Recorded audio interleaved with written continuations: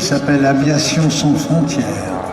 C'est une ONG d'aviateurs qui va de par le monde, surtout là où la vie est dure et où les conditions temporairement, ou parce que c'est la géographie qui le veut, où la vie est difficile. Et Aviation sans frontières travaille avec Médecins sans frontières et évacue des blessés, des malades, ou amène des médecins et des infirmiers ou des infirmières. Amène, vous savez, 50 kilos de médicaments, c'est énorme. C'est énorme, 50 kilos de médecine.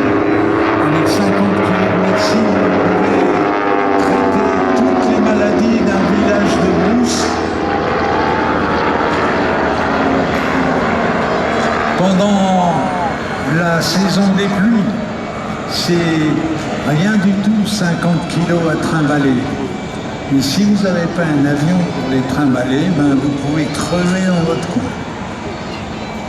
Et donc, pour tous ceux qui ramènent l'avion à une machine porteuse d'une future apocalypse, ben, il faudrait quand même réfléchir à ce que ces avions permettent de faire. Un avion, un bled paumé, où que vous soyez dans le monde, qui dispose d'une piste, pas nécessairement bétonnée, d'une piste de 700-800 mètres, eh ben vous êtes relié avec la planète entière. C'est pas une vue de l'esprit, ça existe pour de vrai.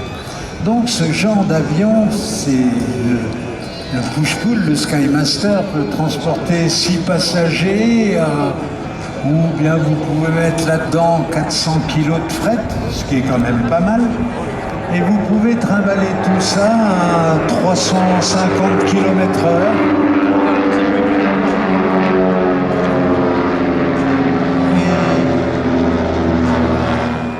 Cette aviation que nous, dont on n'a pas forcément besoin sous nos latitudes tempérées et nos pays équipés, nos pays de riches, hein, rappelons-nous quand même qu'on est d'abord putain de riches et que c'est pas du tout le sort de la moitié de la planète. Et que, bon, nous, on a des soucis de riches. Eux, ils ont simplement des soucis de pauvres, de survie. Et que ce genre d'avion, eh bien, c'est ce qui permet de survivre dans certains... Allez, les 2/3 de l'Amérique du Sud, sans ces avions, ça meurt. Des pays entiers, comme Madagascar, sans des avions comme ça meurt. En Afrique, n'en parlons pas. Et dans tous les endroits où il y a où les conditions de survie sont difficiles,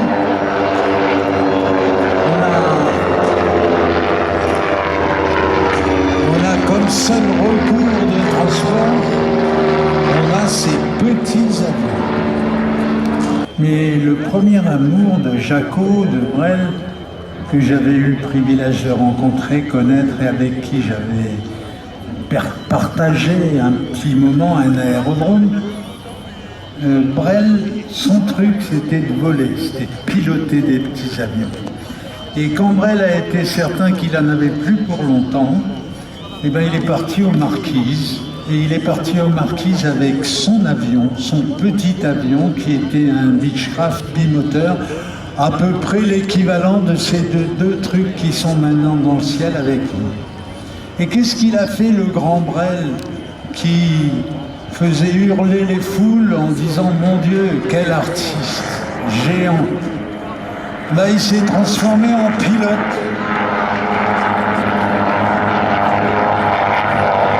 Il s'est transformé en pilote du Pacifique. Il trimballait des infirmières, il trimballait des poubelles. Depuis les Marquises, il lui arrivait de faire des évacuations sanitaires avec son Beechcraft, son Twin Bonanza. Il faisait des évacuations sanitaires, il amenait sur Tahiti les gens qui avaient besoin d'un hôpital et qui en avaient un besoin vraiment sérieux. Et puis en plus, il faisait un autre truc. Il faisait la tournée des îles et il leur amenait le cinéma. Il avait fait un film, les gens s'asseyaient dans l'herbe, dans le kikuyu, et ils regardaient sur un écran pliant, ils regardaient les films que Jacques avait amenés. Et le pire, c'est que si vous allez aujourd'hui dans le Pacifique, aux Marquises, et que vous parlez de Brel, ben les Marquisiens à qui vous allez parler vont vous dire « Ah oui, l'aviateur ». Bon, ils savaient peut-être que Brel avait gagné sa vie en écrivant quelques chansons, mais à la limite, ils s'en foutaient complètement. Pour eux, Brel, c'était l'aviateur. Grosse, c'est peut-être la moins spectaculaire de toutes, mais c'est peut-être l'une des plus nobles de toutes, parce que finalement, à la limite, sauver une vie, c'est sauver le peuple, c'est sauver tout le monde. Parfois, une seule vie à qui on va épargner une disparition, eh bien, c'est chapeau. C'est à ça que servent ces petites machines. Le Skymaster, dont je continue à dire que quelque part, c'est quand même une poubelle.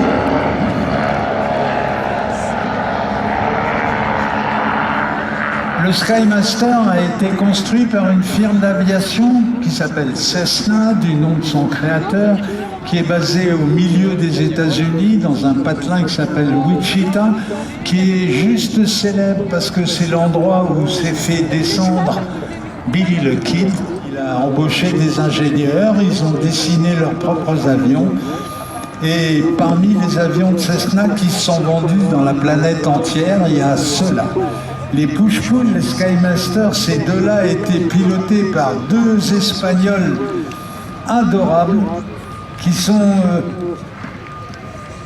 les frères Olias. Il y a Tato Olias qui est le leader, qui pilotait celui des deux qui était devant.